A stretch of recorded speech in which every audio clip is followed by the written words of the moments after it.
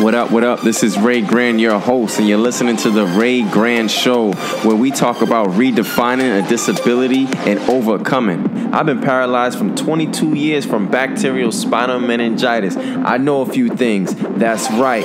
Thank you for listening, and let's get to it.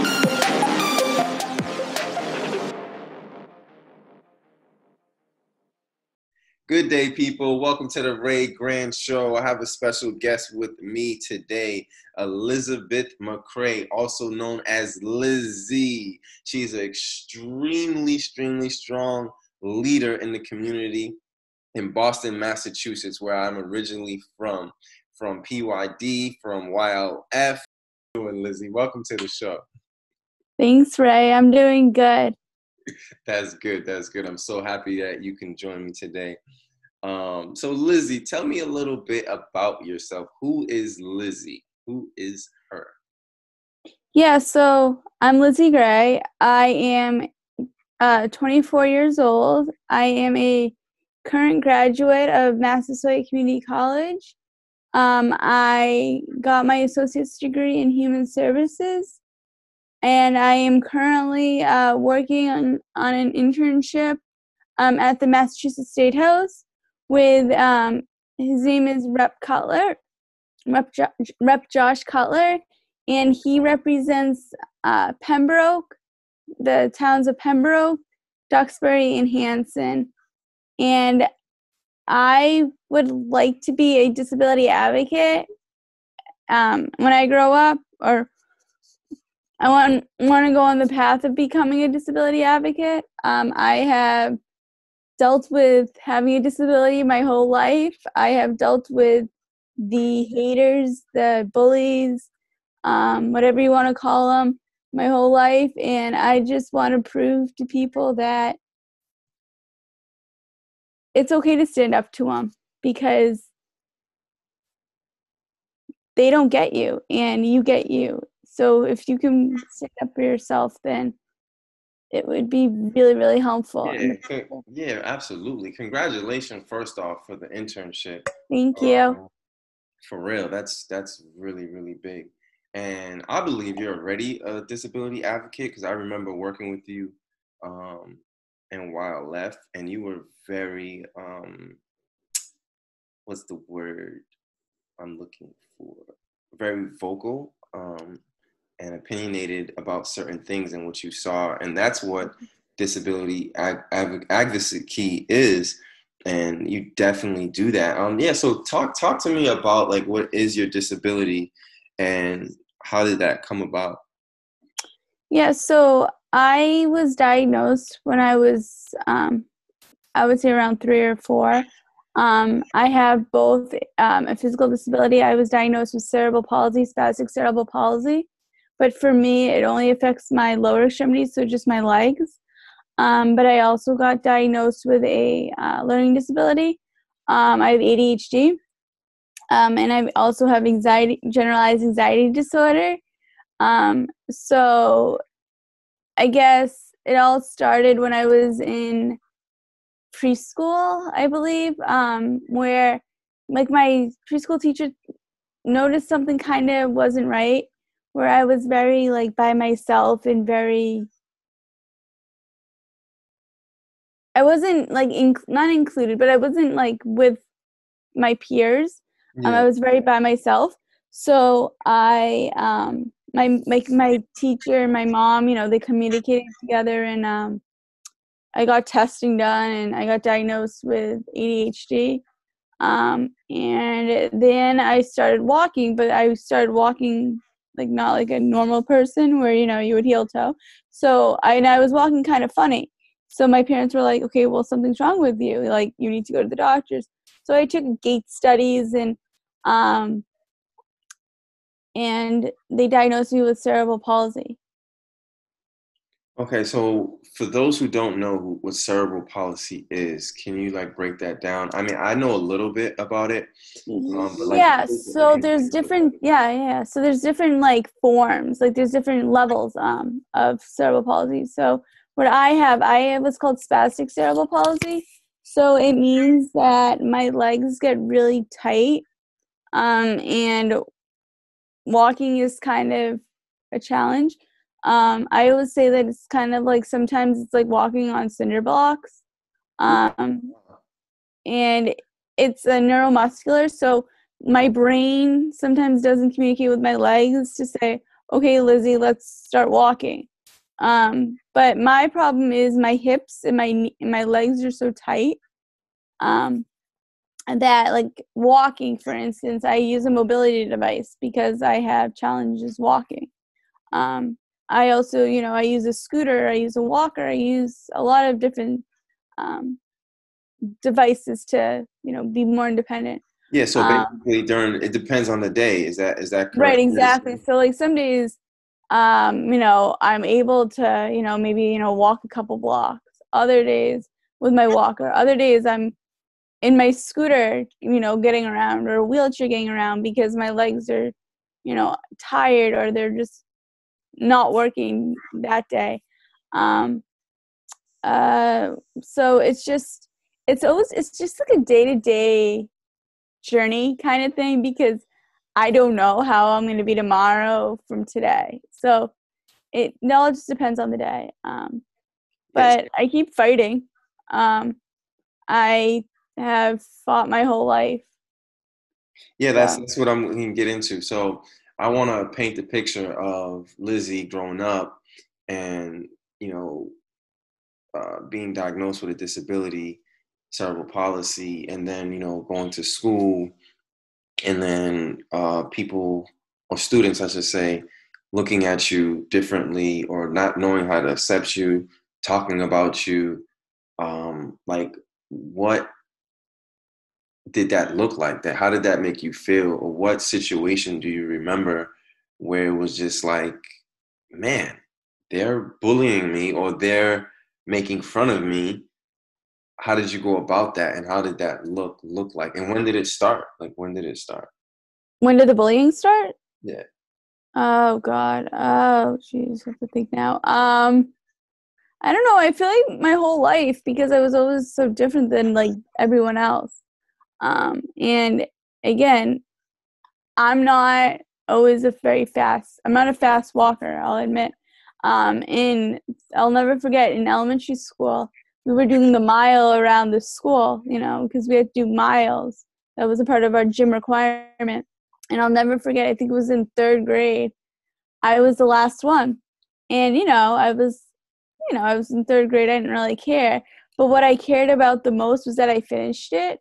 But what I didn't appreciate was that all of who I thought were my friends kept calling me different names, like Turtle or Slowpoke, or like, because I wasn't as fast as them. So at, not 8, 9 years old, I was called, Turtle. I was always called different names. I would say that, like, the mile was like the worst part of my life, because I could never walk it. And now I think to myself, damn, I just did a 5K about 3 years ago, and I did it in 42 minutes. Wow. So, I mean, I think to myself, I'm like, yeah, okay, maybe it took me 20 minutes to do that mile in 3rd grade. But, at 18 years old, I did a 5K. I did 2 miles in Wow. 42 minutes. So, Amazing.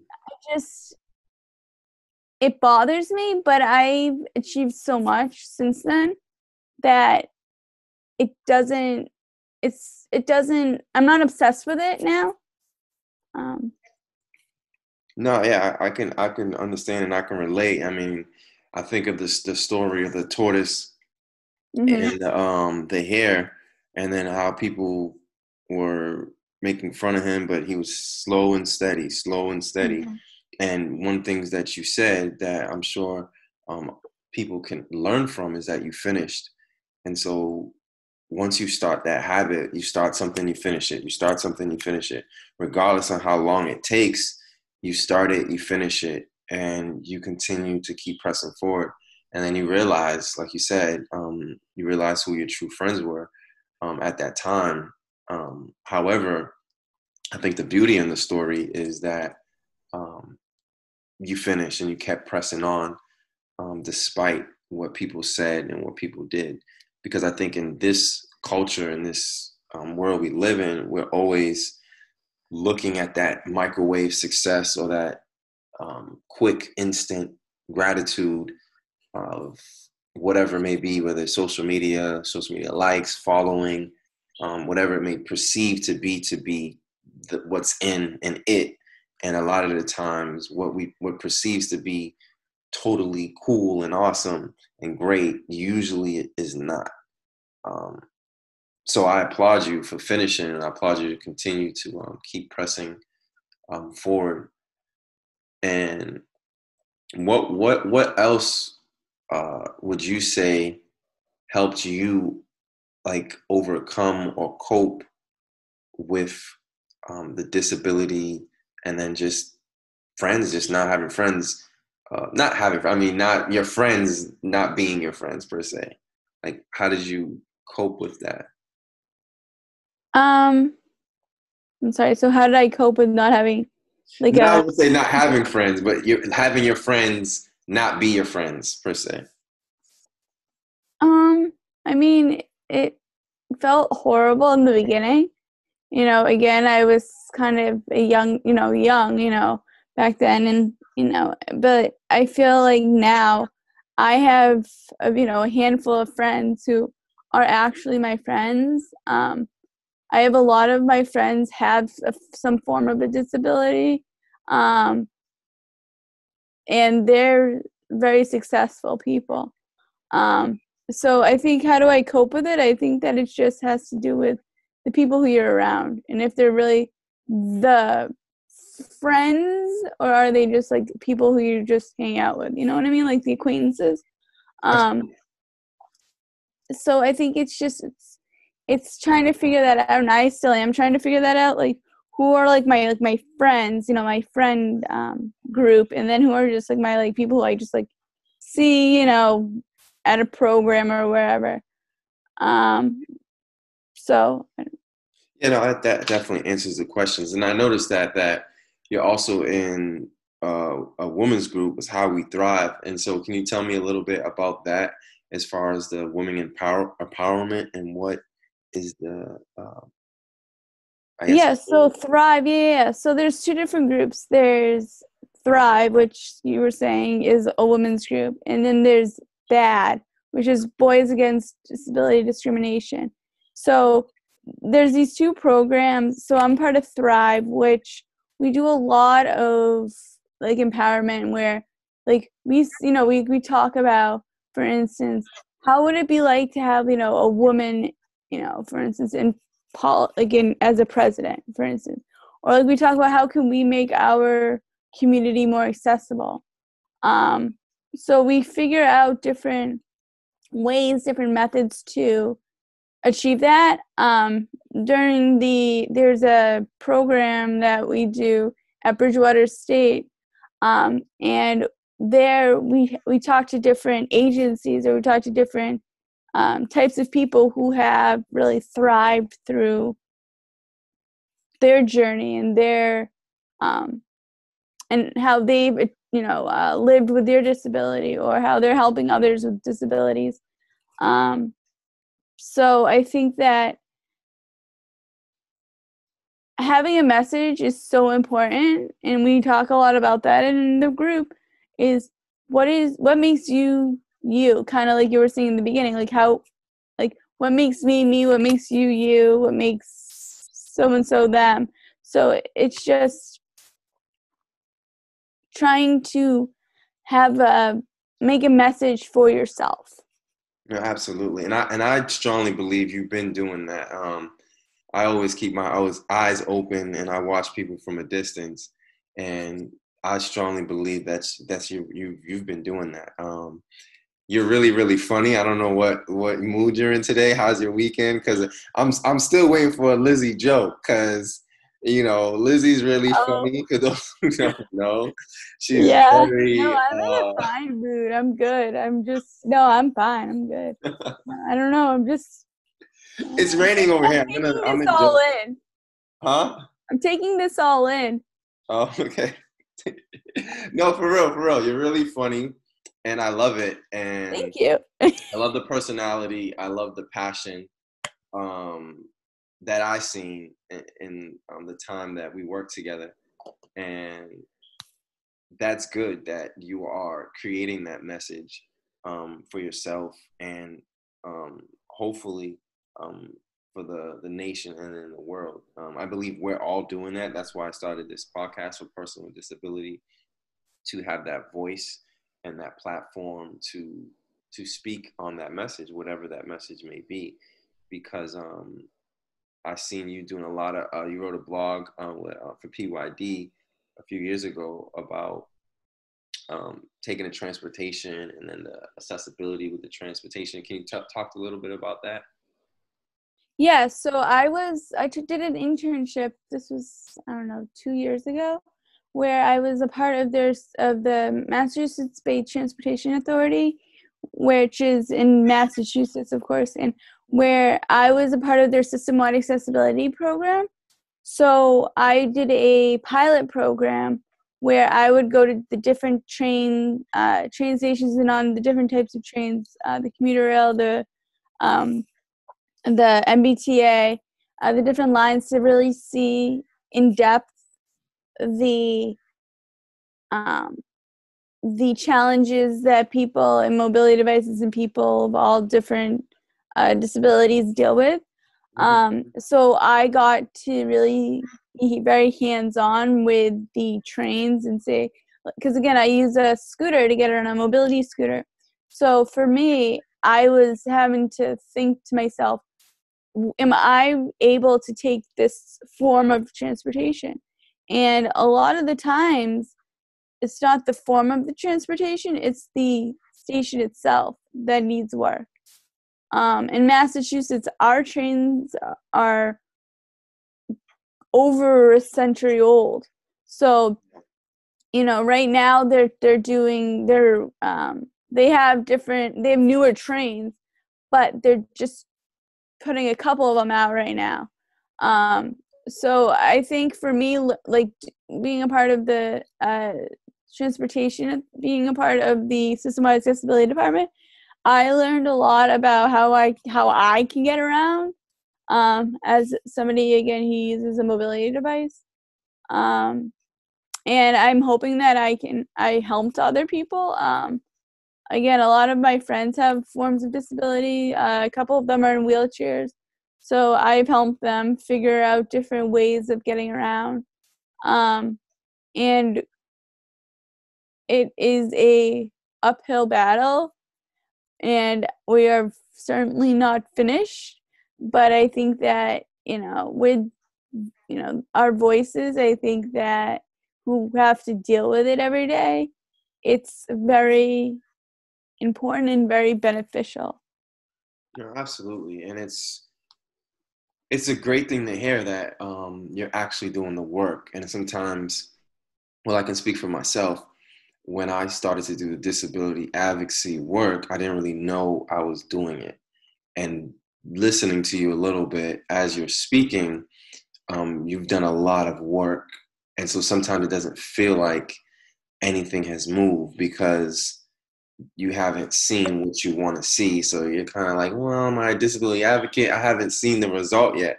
However, that's where the fight continues, and you're actually advocating without even knowing it. And that's including a lot of people with disabilities advocate for themselves, and they don't even realize like they're doing disability advocacy. Yeah, I mean, when I was in college, for instance, this is a fantastic example. My school wasn't ADA compliant at all. Wow. The doors never would open. Like, I mean, they had buttons and everything, but the buttons are as good as if they work. And half the time, I could not get the doors open. And yeah, I could reach and open the door, but why can't these doors work? The right way. I just actually made a committee at my college that I attended, a like an accessibility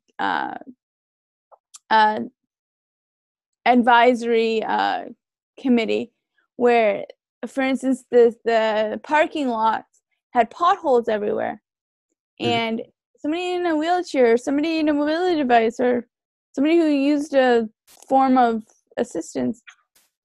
I mean, again, I can only speak for myself, but I've gotten stuck on ramps because there's holes, or there's roadblocks that are in the way. Yeah. And it can be fixed. That's the thing. It can be fixed. It's just having the determination to be able to achieve, to work towards making us, getting a solution. And now I just heard that, like, now my school is all ADA compliant. When I graduated, they're like, oh yeah, this school is now going to become ADA compliant. And like, I felt really happy because I knew I had a part in that. But I was also like, why wasn't this around when I was around, back when I was in school?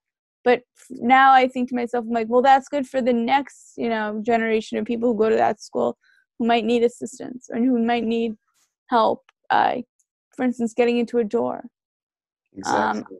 Currently, I am working actually with Easter Seals of Massachusetts on a campaign to try and get disability history into school curriculums. So we've actually gotten it into Boston Public Schools, but we haven't made it mandatory for like history teachers or to have to teach that. But it is a part of the curriculum, so they could choose to do it. And we made a curriculum, and it's there. So I'm very happy that it's falling into place.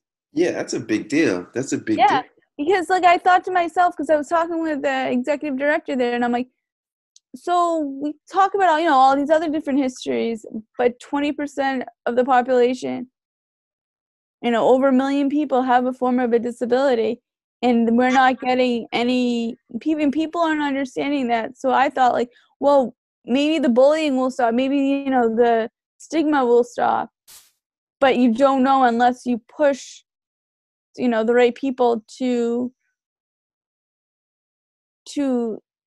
the goal that you want to achieve. Exactly.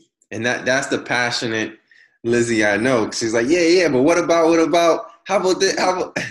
And I love that about you because you're always pushing the envelope. And sometimes, like I said, sometimes I think you don't realize it, but you're actually making a difference. And sometimes it's good that sometimes you don't feel it because it keeps you hungry to keep making a difference. And I'm still hungry to make a difference. That's why, like I said, I started the podcast. Give a person with disability that is doing something in the community a platform to discuss it and to help people be more aware about it, and for them to listen and for us to make a change, because a change gonna come. Right, and it starts with us. It starts with the people, Exactly.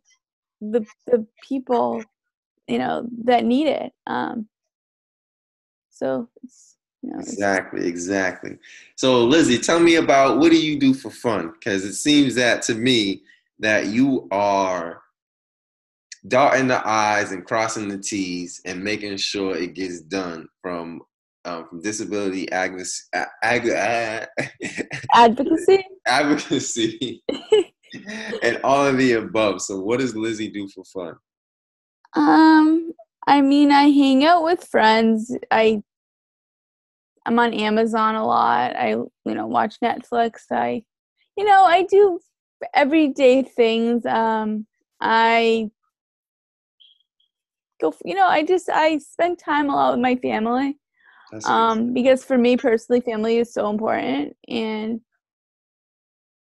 Yeah, you never know what tomorrow's gonna bring. So no, absolutely. I 100% agree with you. I definitely noticed that on your Facebook page, family is very important to you as well as myself.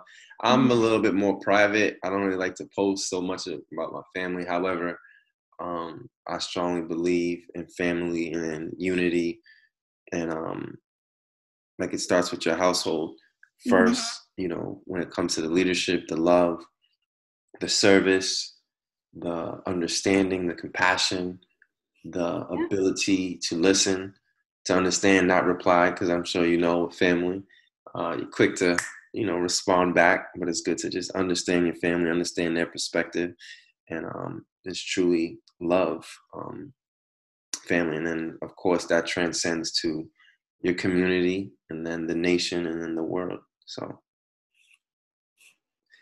yeah. So Lizzie, so tell me, what would you say to somebody who is at your old college that may have a disability that you helped make a change with the accessibility? What would you say to that younger person that is going for a degree and wants to make a difference in the disability community?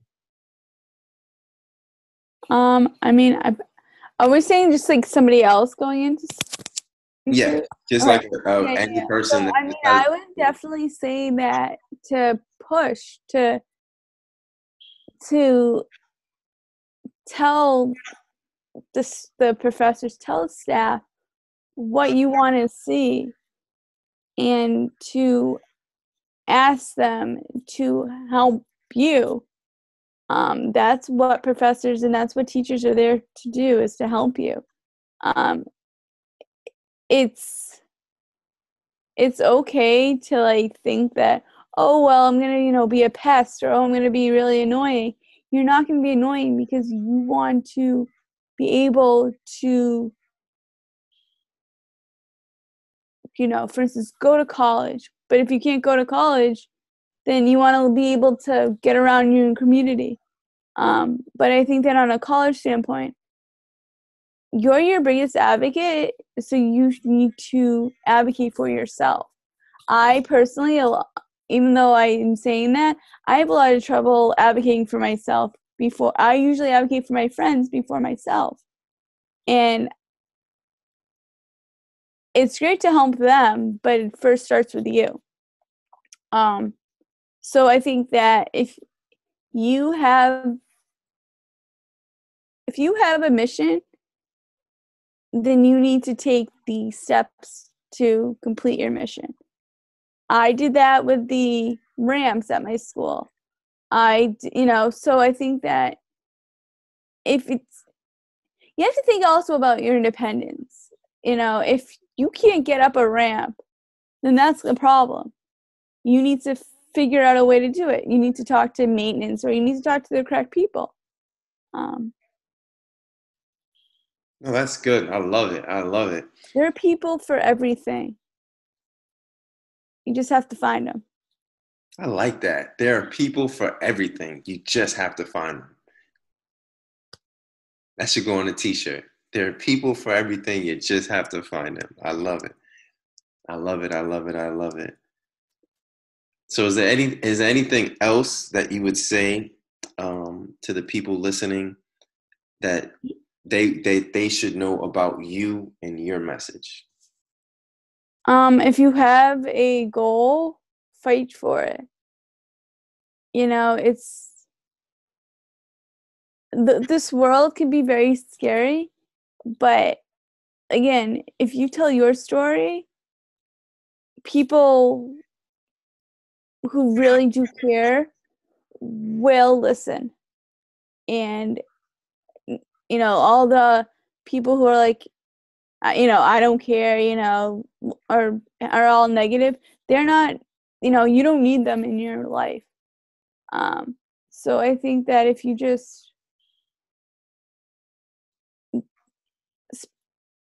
just with like the positive people, then you'll be more positive, which will make you be more successful.